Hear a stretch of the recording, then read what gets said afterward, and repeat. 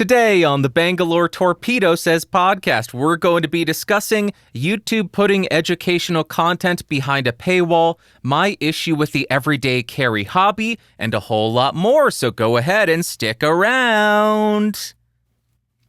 All right, we are going to start with some news from YouTube, which comes from a blog they just posted this last week titled, The Next Chapter for Learning on YouTube.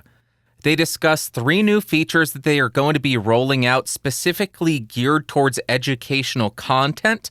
The first one being a new educational-focused video player. What does that mean? What is an educational-focused video player? It means that when you embed the video on your website, there will not be advertisements, there will not be external links, and there will not be any kind of recommendations on the video. I know you can hear the collective screams of millions of content creators because that is our bread and butter. Advertisements, it's how we earn money. External links, it's how we earn money. Affiliate links. Recommendations, it's how we get viewers. So you could just hear, oh my God.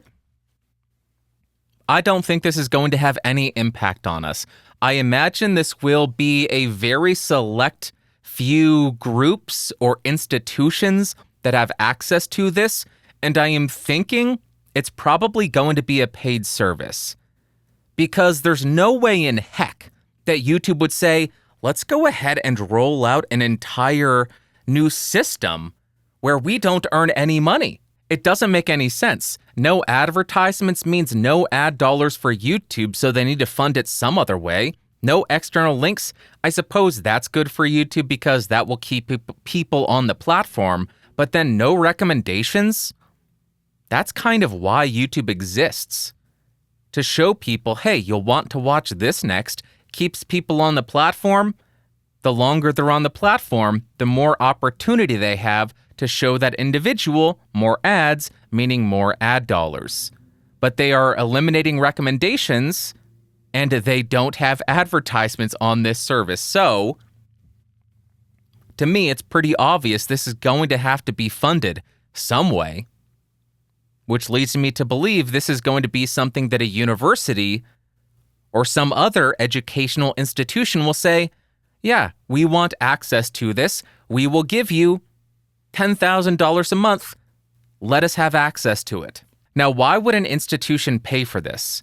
Because paying for their own server space to host their videos on, paying for bandwidth, paying for the infrastructure for the video player is all extremely expensive, and most of the time, their implementation is garbage. It's exactly why we saw universities adopt Gmail. Because Gmail is so much better. I know because I used to use a university email, and then we switched over to the Gmail version, and it was a night and day difference. The prior version, absolute garbage, functionality sucked, uptime, not very good, switched to Google, flawless. It's the exact same thing with video. YouTube, pretty much flawless in terms of distribution, in terms of processing, in terms of upkeep, in terms of functionality. It is just the cream of the crop in terms of video player. So I think that is why we're going to see educational institutions adopt this, and I am purely speculating here about it having to be a paid service. Maybe all the other aspects of YouTube will pay for it, but I am guessing it will be paid. We'll have to wait and see what happens with it and see if it does end up being a subscription service for institutions, but if it is a paid service, they're going to fork out the money because it will be that good. The second feature is free and paid courses. I don't know what a free course is going to be, but you all know what a paid course is, because there are many educational YouTubers who say, go over to my Skillshare or something. I have a course over there. It's $170,000. Give me money and I will teach you how to be a billionaire YouTuber. Step 1, sign up for YouTube. Step 2, collect checks. That's my course. I just gave it away for free. No, I should have charged you $170,000 for that. We all know what a paid course is. Now YouTube is going to roll that out. They are going to allow individuals to create educational courses or series of videos and say, If you want access to this course, it will cost you $15, $30, $80. I don't know if there will be set dollar amounts, and more importantly, I don't know who will have access to this, because I think this could very easily be abused. Hey, for $15, I will teach you how to tie a bikini. I will teach you how to dress in really nice clothes. Oh, whoops, that fell out.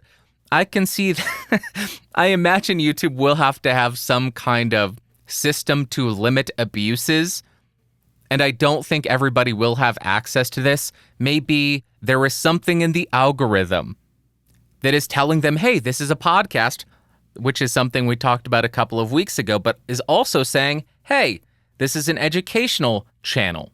But we will have to wait and see. One thing you do get if you pay for a course, you will be able to watch the videos in the background or listen to them. And secondly, there will not be any ads on that video course. I want to offer a suggestion for YouTube. You should give this to YouTube members. Not YouTube Premium in particular, because you already do that. But if somebody is a channel member, they should not get advertisements on that channel. Only makes sense. Hey, for $1.99 a month, you're earning a boatload more money than you would from showing them ads.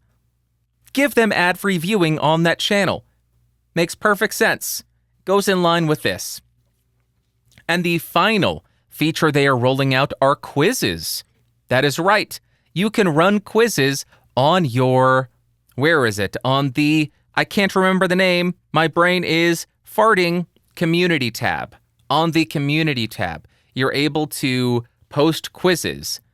It's going to be in beta for the remainder of the year, and then everybody who has the community tab will gain access to this next year. Now, I don't know how helpful or useful quizzes are going to be for general YouTubers. I am sure there will be one or two people who come up with really inventive ways of implementing that.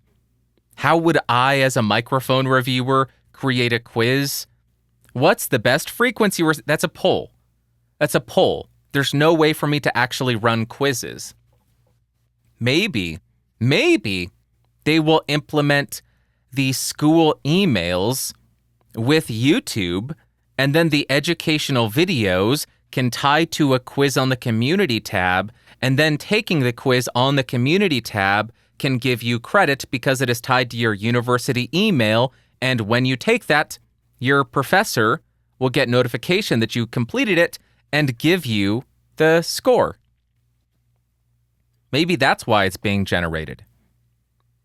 For general YouTubers, I see no use for it. But I don't have creative ideas in that regard. Okay, what do we do with this information? I don't think there's much we can do with this information at this time. It's good to know that this is coming. We don't know how to get access to the educational-focused embed player. We don't know quite yet how to roll out paid courses on YouTube, and I think everybody will eventually have access to quizzes, but I don't know what kind of benefit we can get from that. I don't know how to implement that for my style of content. If you have any interesting ideas for how to implement quizzes, let me know in the comments on YouTube, because I'm at a loss. And that is it for this story. I have nothing else. Like always, I will throw the announcement blog link in the description and show notes in case you want to check it out and read a little bit more. Apple news. There was an event, and it's dominated the vast majority of the tech news. Who cares? Now I want to go on a little bit of a rant, which is really directed towards myself. And this is the issue that I have with EDC, or everyday carry. It is clear that I love everyday carry. I just made an everyday carry video. I have been making EDC videos for 7 years at this point. I watch these videos non-stop. I mean that I watch other people's EDC content non-stop. I don't mean that I watch my own EDC videos non-stop, because that would be crazy and weird to watch your own videos on loop. I watch other people's everyday carry content because I find it fascinating. I like seeing what people carry because it gives me insight into their day-to-day life, gives me insight to who they are, and it gives me ideas on how I might be able to optimize my life. But therein lies the issue for me, that constant desire, that constant push to optimize what you carry to make your life as easy, as perfect as you possibly can. It would be one thing if you were looking at cardboard trinkets and you were saying, oh, this one cardboard trinket that cost me a nickel doesn't do what I need it to. I'm going to buy that cardboard trinket that cost 6 cents. That would be one thing. But when you're looking in the EDC realm, a lot of the items that are for sale are buy it for life. They are of extremely high quality and extremely durable. They are intended to last a lifetime. But when you're in this constant state of flux, this constant state of, I must optimize, I must find new gear, I must buy new gear to make my everyday carry more optimal, to make it more streamlined, to make it more perfect for my day-to-day use, that's a great idea, but what it leads to is buying extremely expensive and high-quality items that you use for 1, 2, 3, maybe 12 months, and then you think, oh no, I must optimize more, I must find a better item to carry with me because this does not meet 127% of my needs, of my desires, I must spend more money. It creates this constant state of consumption. It is that, what is it? They live, must consume, put on your glasses, must consume, consume, consume, consume. That's how it feels. Maybe this says more about me than it does about the everyday carry community and the everyday carry videos, but I have had to unsubscribe from a number of channels because I know I don't have the willpower to not say, yeah, I would like to buy that $30 pocket knife. That seems like that would be an improvement to my everyday carry when I have a perfectly functional everyday carry. My keychain is flawless. My pocket knife does everything that I need it to do. My flashlight does more than I will ever need it to do. I don't need a new one. I don't need to buy a new phone. I don't need to buy a new watch. Well, let's ignore that. I need to buy a new watch every single month. I need more watches. But I had to go through a massive purge yesterday. I unsubscribed from a lot of channels because, number one, a lot of them just depressed me. I don't want to see that news, unsubscribe, unsubscribe, do not recommend. And then a lot of channels that I do enjoy watching, I do enjoy them. But they create this strong desire. I must consume, I must buy that new thing. So I unsubscribed from a lot of watch channels and a lot of everyday carry channels because I don't need this constant reminder to go out and spend money. And that's what a lot of YouTube has become for me. I don't know why I am sharing this with you. I guess it's because this is the Bandrew Says podcast. I share my thoughts on news. I share my thoughts on what's going on in my life, in my head. It's what I says. And that's why I'm sharing it. This is a realization that I have come to, that a lot of YouTube, it's not out of interest that people talk about things. It's out of making informed purchasing decisions, which is great, but also at the same time, it creates this state of constantly wanting to buy more stuff, constantly wanting to consume more, constantly wanting to find something that will fill the void in our lives. And I have to step back from a lot of these arenas and say, you know what? I enjoy the content, but I need to reassess because this isn't healthy. This being constantly signed into Amazon, just scrolling, I want to spend some money. What can I find to throw money at? Oh, I want to watch a YouTube video to find out what to buy next. No, that's not what these videos ought to be for. These videos ought to be for, hey, I want to make an educated purchasing decision. Here are the tools that I am looking at, whether it be a microphone, whether it be a pocket knife, a flashlight, a lanyard, a hoodie, a watch, whatever. I want to make an educated purchasing decision, so I am going to look up reviews of those items and decide based on that information. I think that's how they ought to be used, as opposed to I am going to watch all of them and find out what to spend my money on next because I need to spend my money on something. And I am sure there are people saying, hey, bro, that's your channel. You're talking about yourself. Possibly. Probably. I have said multiple times, you do not need to buy things. Watch my video, when to upgrade. Watch my video, what was it? 3 or 5 things to avoid when buying microphones, something like that. I try to put out some sense along with the reviews because I know myself, I fall into the trap of watch all of it, look for the next thing to spend money on.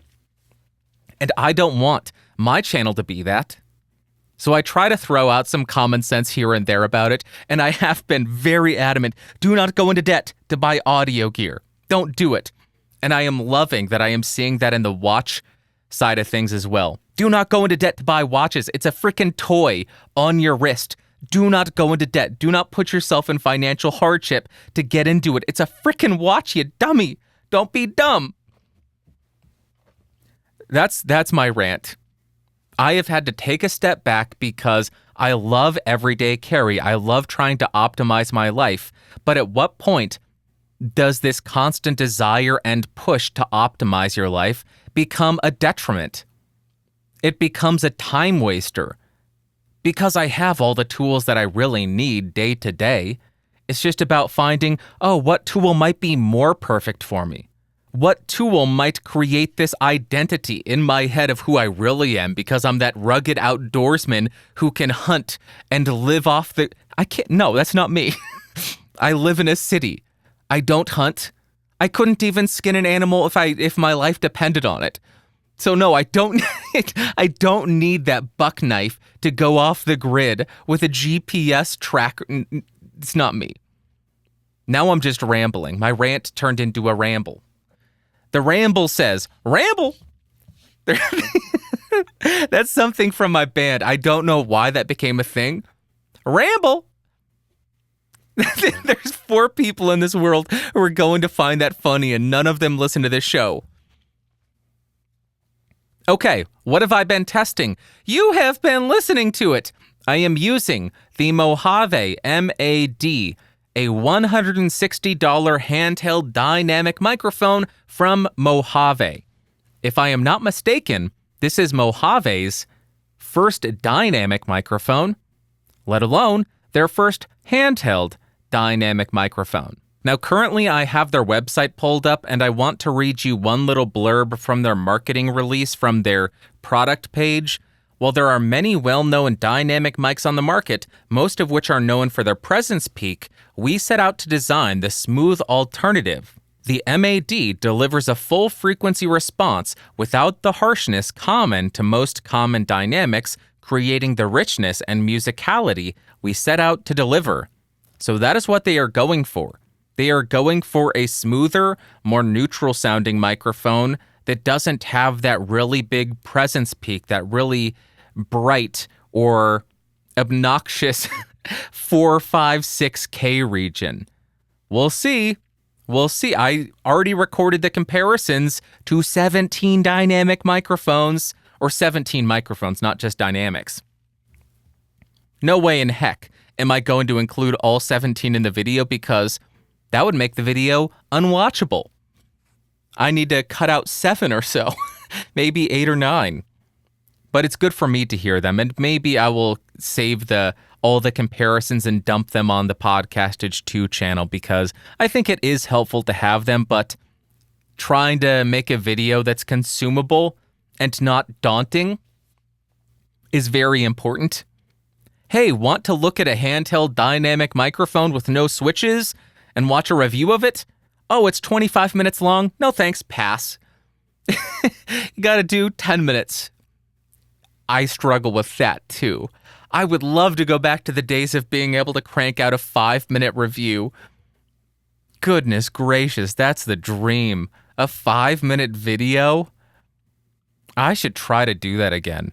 That would be interesting. Okay, that's what I've been testing. Let's jump to what you had to say. I am not going to include all the comments, but I got a lot of feedback about the microphone from last week. Seems as though I was not the only person who enjoyed the SE-VR2 boom mic'd 11 inches away. A lot of concurrence that it sounded good. I did get a little bit more aggressive with the de-reverb. Typically, I don't even have it on anymore, but for that, I turned it on and I set it to 3 out of 12 or 15. So not super aggressive, but more aggressive than I would typically use.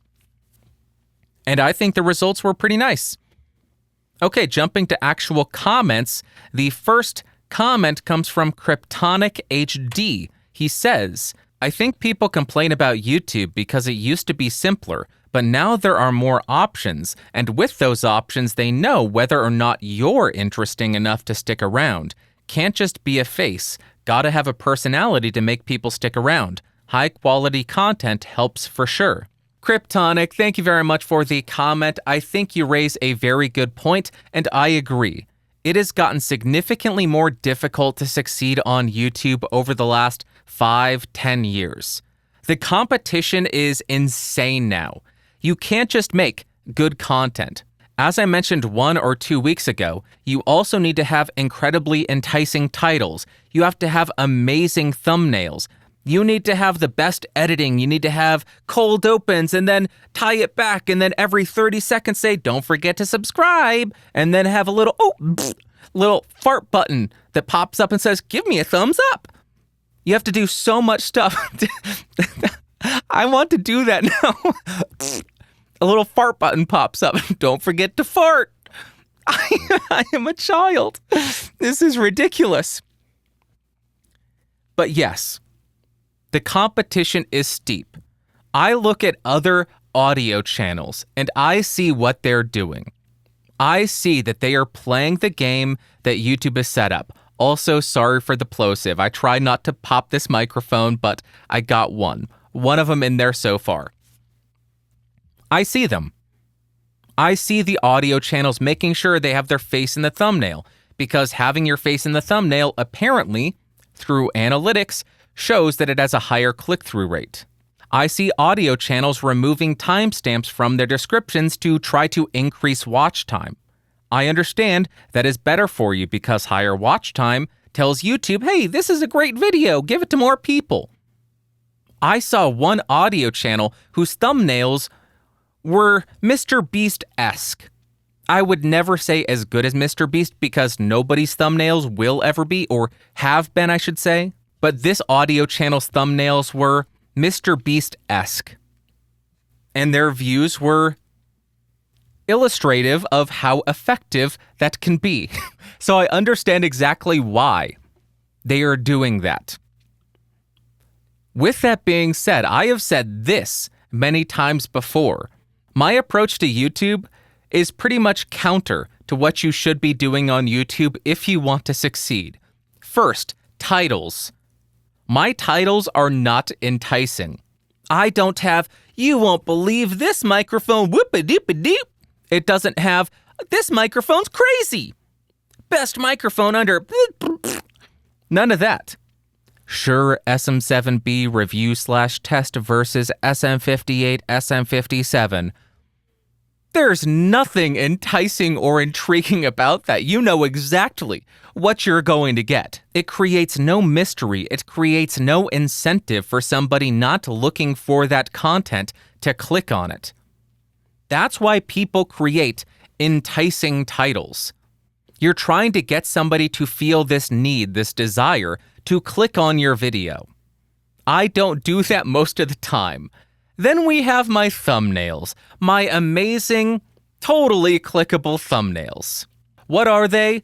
A silverish whitish background with the item that I'm reviewing and then a little piece of red text. I don't have the, oh my god, face on it.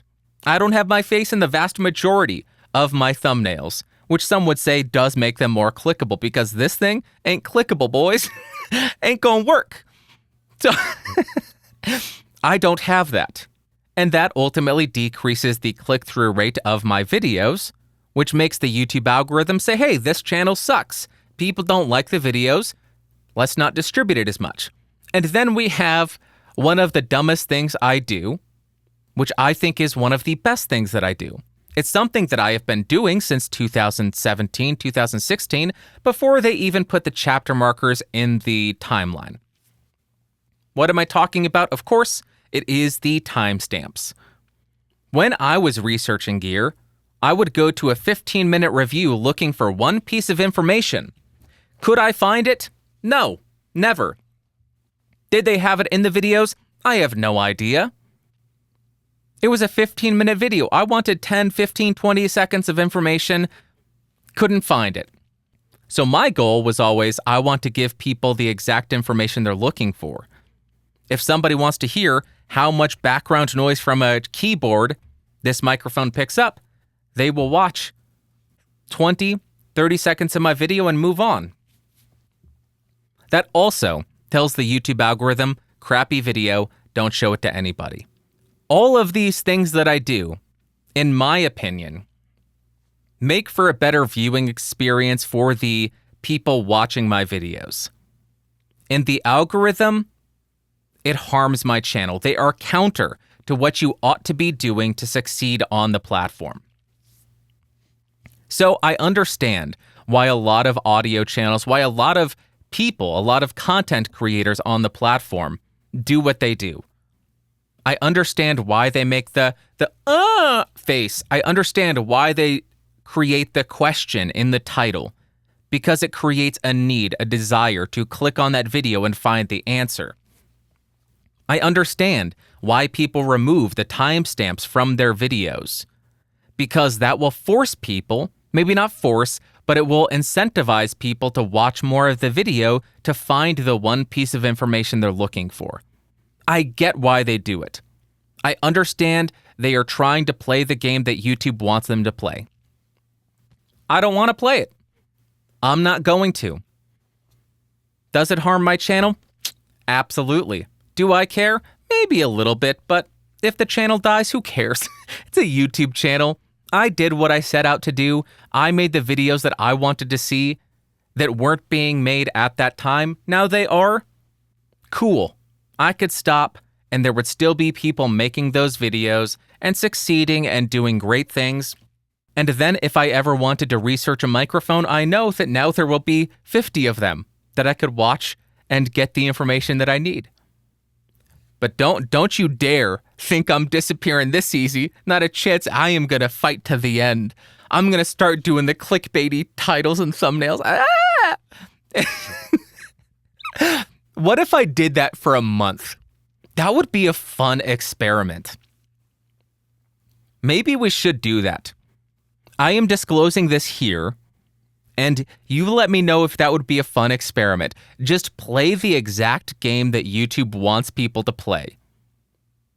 I want to see how many people get angry at me, and I want to see what kind of impact that has on the channel. Does it have a market impact, a positive impact on the channel? Does it have a negative impact on the channel? What happens when you go from sterile thumbnails and descriptive or exact titles and timestamps, allowing people to get the information concisely? What if you abandon all that to play the game? That would be a fun experiment for 1 month, then go back to the same thing that I always do. All right. That is my response there.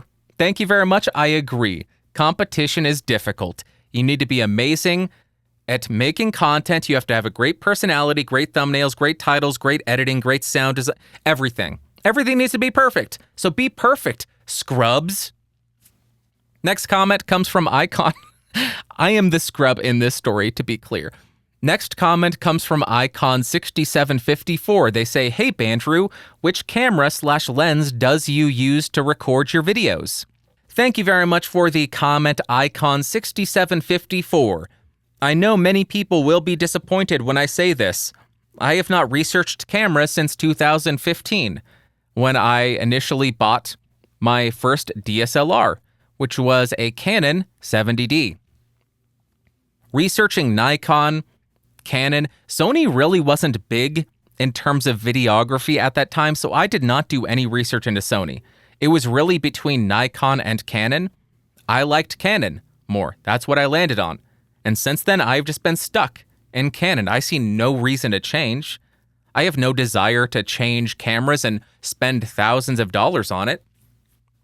So the cameras that I use now, both of them are Canon 90Ds. On my main camera, this one stays on the stand, nothing changes, this is stuck there. Canon 90D, and I use the YouTuber lens, which is the Sigma 18-35 f1.8. For the secondary angle, that is another Canon 90D. My cameras are about to stop recording, so I will go ahead and start over. We are back. The main lens that I use on the secondary camera is the Canon 10-18. I use that for these wide-angle shots of the entire studio. I also will use that for the overhead shots for my reviews. Sometimes I will use the 24mm prime from Canon. I very rarely will use the Canon Nifty 50 because it's too tight for these overhead shots. I just can't get the camera high enough. And then the latest lens that I got was because I started filming watches. It is the Canon Macro 100mm 2.8. I think this is the most expensive lens that I have, and I do not use it enough. But there you go. Those are the cameras that I use, Canon 90D, and those are the lenses that I use. I almost uncovered that. No, you stay there. You are a secret. Okay. That is it for what you had to say. Now let us jump to my favorite part of the show, the Ask Bandrew segment.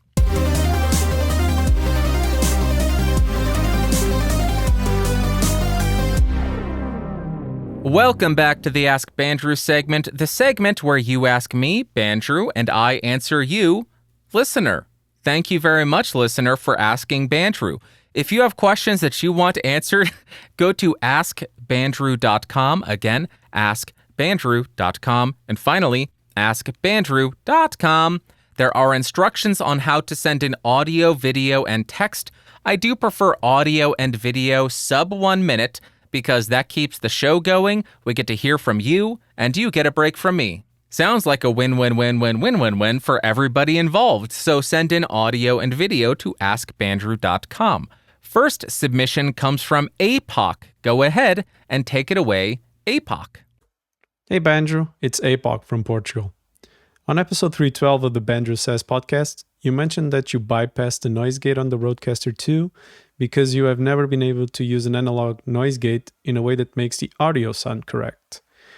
I instantly resonated with this since I have been messing around with audio for a while and I have pretty much ran into the same problem multiple times, regardless of what gating solution I'm using, either analog or digital. To go around this, you mentioned that you use a FabFilter Pro G VST plugin, which you have set up in a way that makes your audio sound up to your standards. I was wondering if you could share how you have set up your Pro G plugin and some of the reasons behind your setup decisions, since I also own the FabFilter plugins and it's one of the few solutions I can use during my live content. Thanks for any input and have a good one. APOC, thank you very much for the voice submission. I really do appreciate it. I did record a sample, which we will jump to in a second. But first, a quick note from our sponsor, Rage. No. Before I engaged the Spectral Denoise plugin at the end, I engaged a 75 Hz high-pass filter. The reason that I did that is the air conditioner has a lot of low-end rumble. When I am using a denoise plugin, I want that plugin to do as little work as possible. Removing that low-end rumble through a high-pass filter helps that plugin do less work. So the final signal chain at the very end of the sample, 75 Hz high-pass filter, spectral denoise, and then the, FabFilter Pro G. So now, let us jump into the past. Okay, now I have a microphone about 6 or 8 inches away from my mouth. I am in a terrible situation where the microphone is far away, my air conditioner is on. I will be quiet so you can hear it. And frankly, the first step in cleaning up this audio is shutting off the air conditioning. I know nobody wants to hear it, but the saying goes garbage in, garbage out.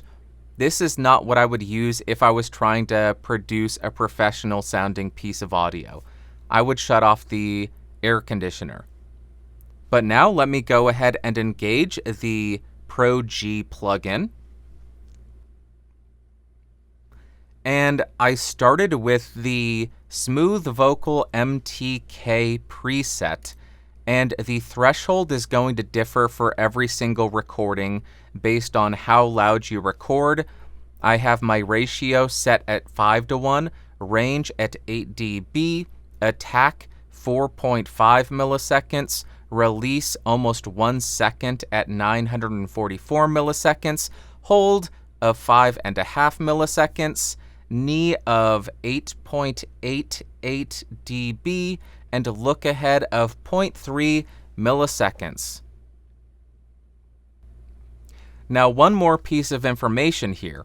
If I needed to have my air conditioner on in the background, what I would do is remain quiet for 5-10 seconds at the beginning of the recording, and then train a spectral denoise plugin of that noise floor and try to remove that prior to hitting the gate.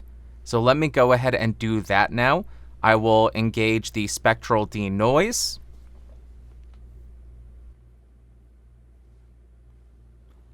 There you go.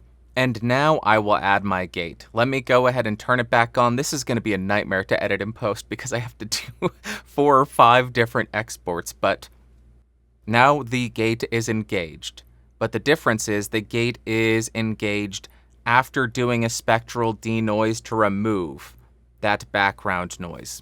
Something to consider here is actually using RX7's voice denoise plugin.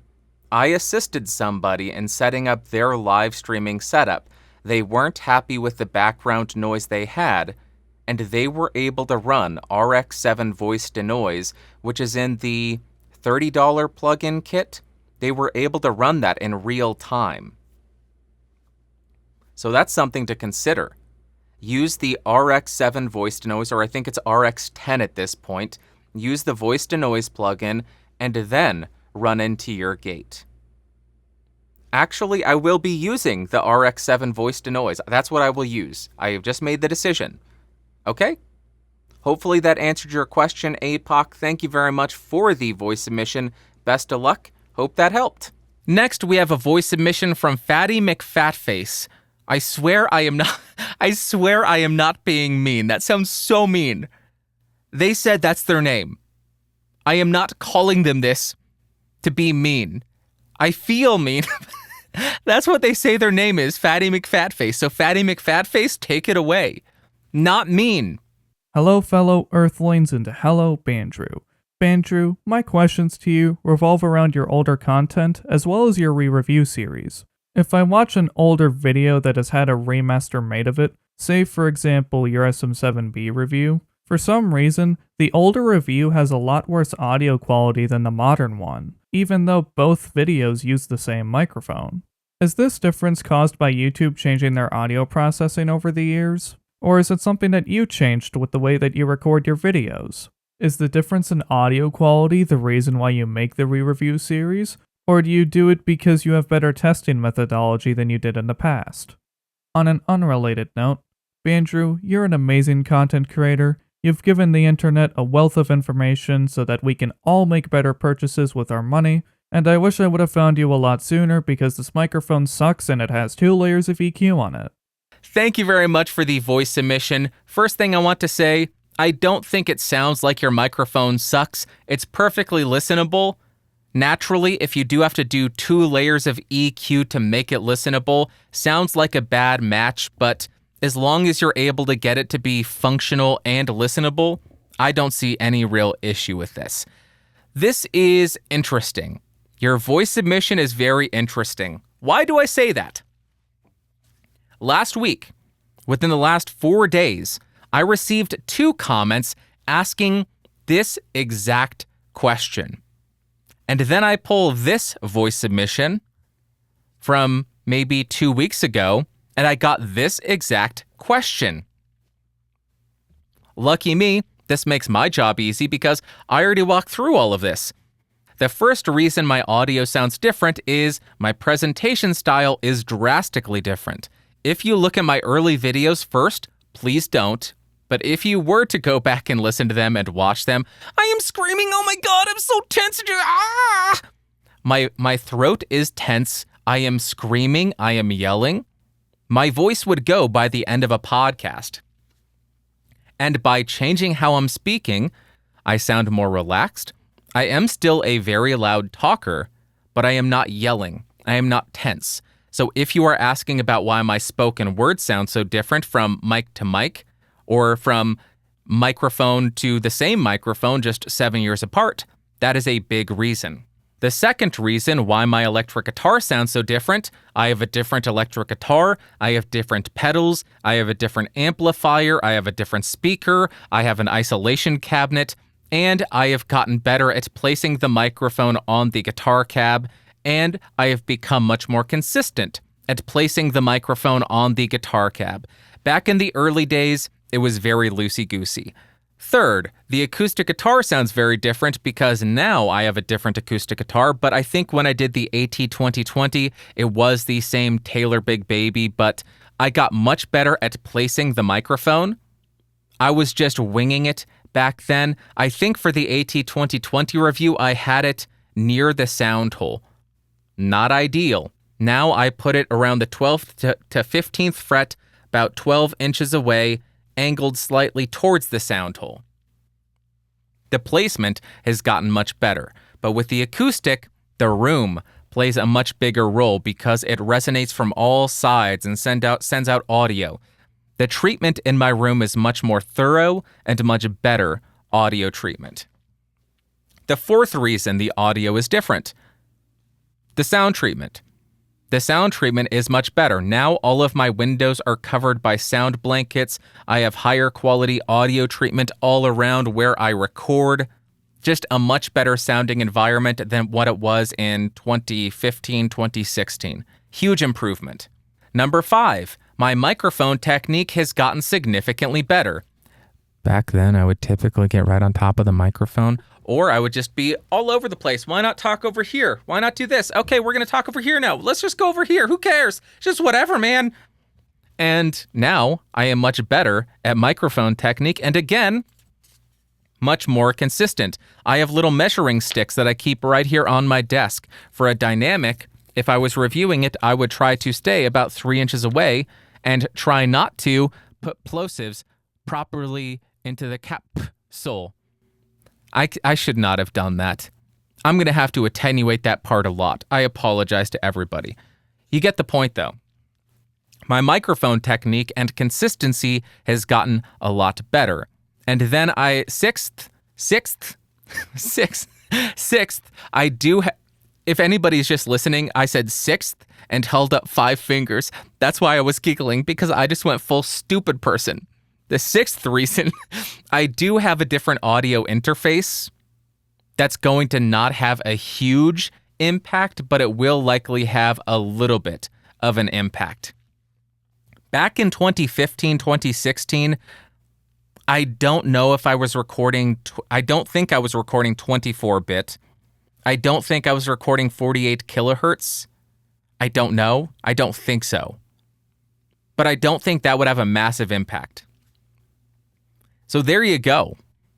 Those are the reasons why I think the audio is so different from 2015, 2016, 2017 to now.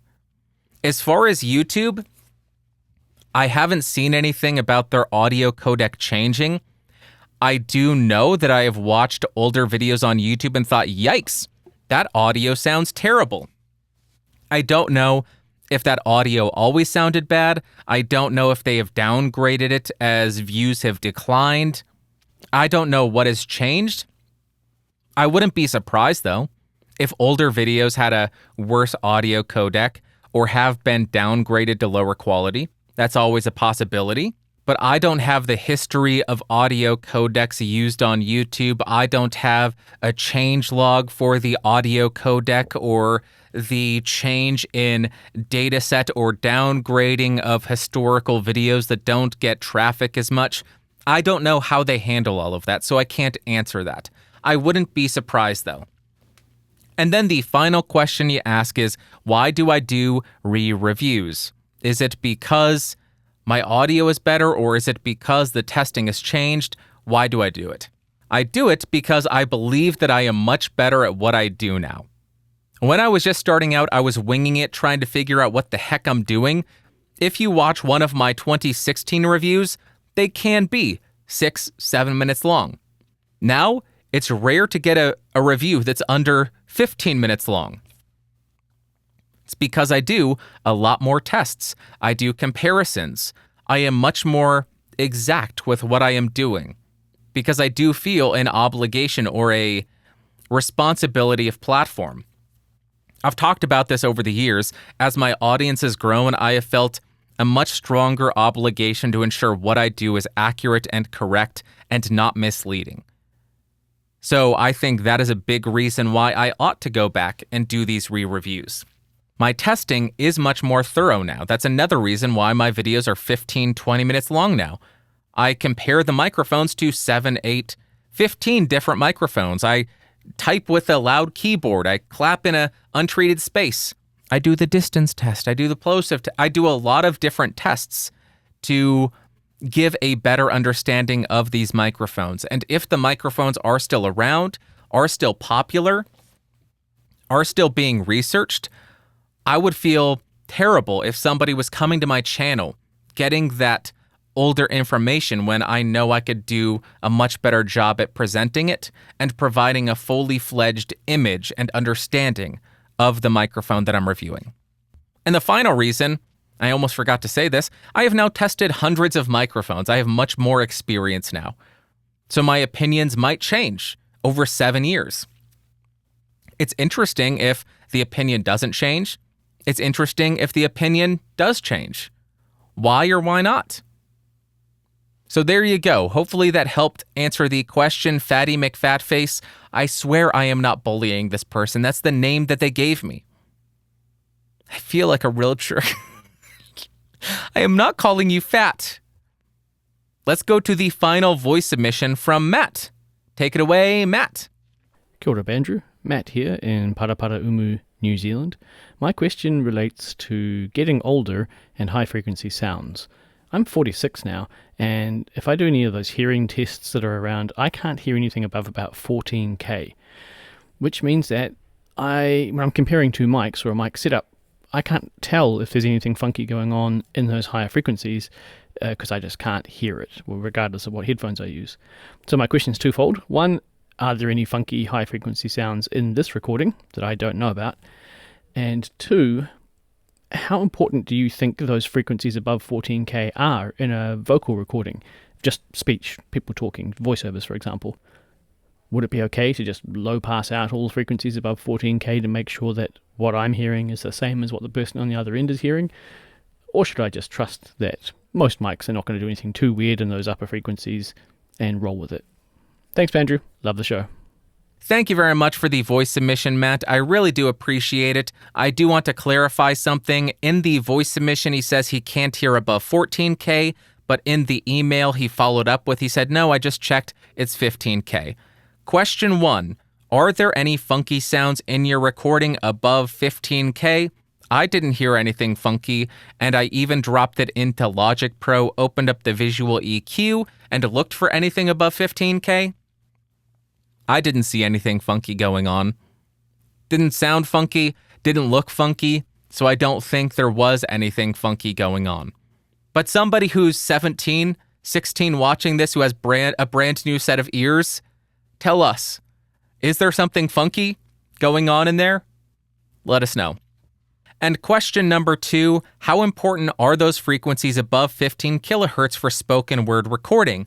Would it be okay to low pass all of those frequencies out to ensure that what you're producing is what your audience is hearing? For spoken word, I don't think that there's much above 15 kilohertz that's going to be terribly important or degrade or improve the quality of a spoken word recording.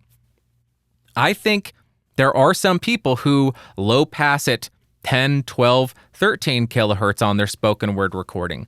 So I think if you want to ensure that what you're producing is what your audience is going to hear, I'd be fine doing that. As a matter of fact, I haven't done this yet, but in post, I will have been switching a low pass on and off and on and off the entire time I have been responding to your question. How about them apples? A little bit of a surprise. Ba, ba, ba, ba, ba. Right in your face. So that's my response. Would I be super aggressive with it with a brick wall low pass at 15 kilohertz? No, because brick walls are never natural sounding. They sound funky. They sound weird. Don't do it. I would do more of a gradual slope. Start with a 6 dB per octave, pretty gradual, pretty tame.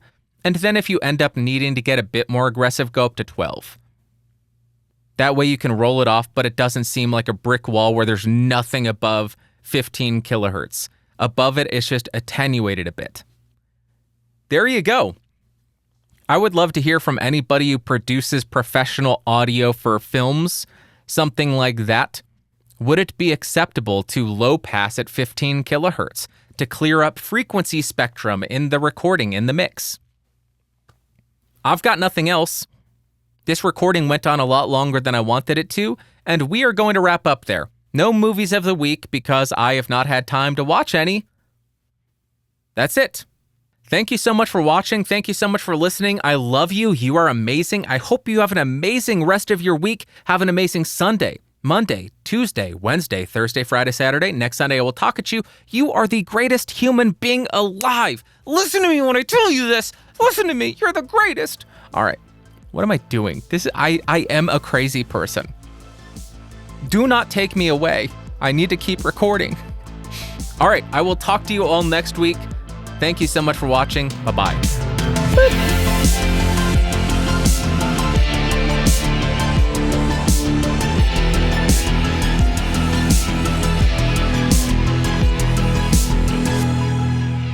This has been a Geeks Rising production. Your executive producer is Bandrew Scott. For more information, head over to www.geeksrising.com.